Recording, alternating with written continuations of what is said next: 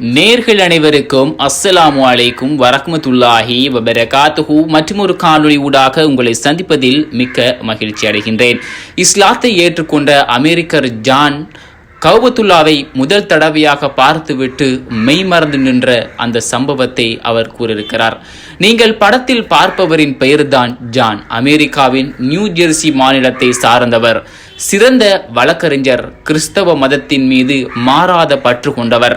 இவர் 2022 ஆண்டில் இந்தோனேசிய முஸ்லிம் பெண்ணை விரும்பி திருமணம் செய்ய விரும்புகிறார். இவர்களிடையே மனப்பொருத்தம் அமைந்துவிட்டாலும் மத பொருத்தம் அமைந்து வரவில்லை.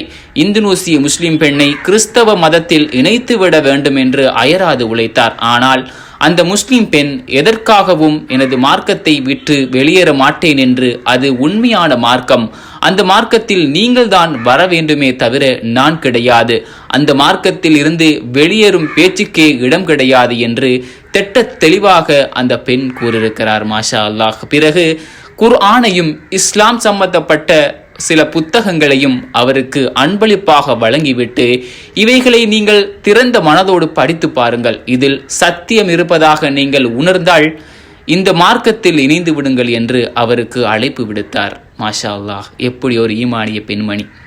அவர் கொடுத்த அந்த புத்தகங்களை படித்துவிட்டு குர்ஆனை ஓதி அதை விளங்கி கொண்டு பிறகு கடுமையாக ஆராய்ச்சி செய்த பிறகு அவர் இறுதியில் இஸ்லாத்தில் இணைந்து கொள்கின்றார். மாஷா அல்லாஹ். இந்தோனேசிய முஸ்லிம் பெண்ணை திருமணமும் செய்து கொள்கிறார். அந்த தம்பதிமார்கள் இருவரும் அந்த ஆண்டே ஹஜ்ஜுக்கு வந்திருக்கின்றார்கள்.